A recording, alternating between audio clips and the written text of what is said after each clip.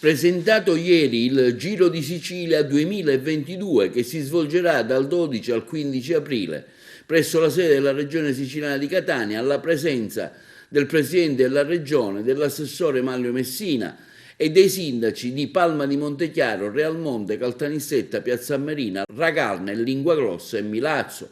Sì, proprio Palma di Montechiaro e Realmonte saranno i protagonisti di due tappe volute dalla Regione Siciliana all'interno di questa breve presentazione del Giro di Sicilia. Le tappe saranno infatti 4. Il Giro di Sicilia giungerà dall'Ungheria in Sicilia per il giorno di riposo e a Milazzo sarà la sede della partenza del Giro.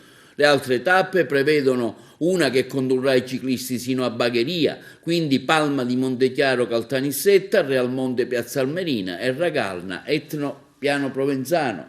La seconda tappa del Giro di Sicilia partirà quindi da Palma di Montechiaro. A comunicarlo è stato il sindaco di Palma di Montechiaro Castellino, che dichiara in una sua affermazione: avevamo mantenuto il riservo per come richiesto dalla stessa organizzazione, ma ora possiamo annunciarlo con gioia. Oggi è stata una giornata ricca di emozione e orgoglio. Il presidente Musumeci ha presentato il Giro di Sicilia 2022.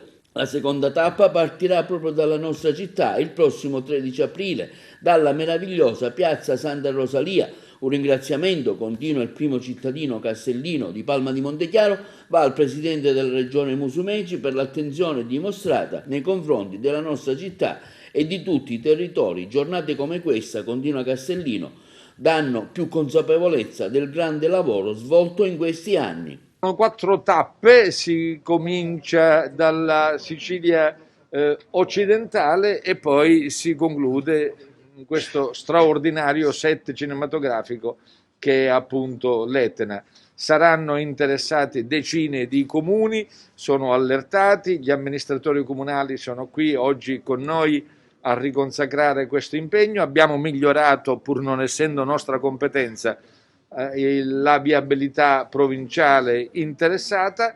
Io credo che sarà ancora una volta una manifestazione di gioia, una festa popolare, ma anche la possibilità di riaffermare una tradizione, quella del ciclismo, che in Sicilia ha radici antiche e popolari. È una grande e preziosa occasione per promuovere in Italia e all'estero un'altra immagine della Sicilia, non legata ai luoghi comuni, ma legata alla bellezza paesaggistica, culturale, artistica, monumentale di questa nostra isola e allo straordinario spirito di accoglienza dei siciliani. Si fa turismo, si fa sport, c'è bisogno di tornare a lavorare e a far reddito con gli operatori economici. Dopo 2 anni di pandemia credo che siamo perfettamente in linea con le esigenze del nostro territorio. Saremo in una regione stupenda come la Sicilia e in nuovi, devo dire che da questo punto di vista il presidente Musumeci e l'assessore Messina hanno avuto una grande lungimiranza di programmazione, quello di riuscire in questi anni a coprire l'intero territorio della Sicilia. Credo che non ci sia rimasto fuori tra Giro d'Italia e Giro di Sicilia nessun comune. Questo è fondamentale per raccontare il territorio, per raccontare il paese, per raccontare la biodiversità, per far vedere quanto è bello tra montagna e mare, perché partiamo dal mare e arriviamo sull'Etna, che è una montagna vera. Io credo che sarà un grande giro di Sicilia con possibilità per tutti i campioni di potersi misurare. Ci sono tappe per velocisti, ci sono tappe per passisti e c'è una tappa di montagna.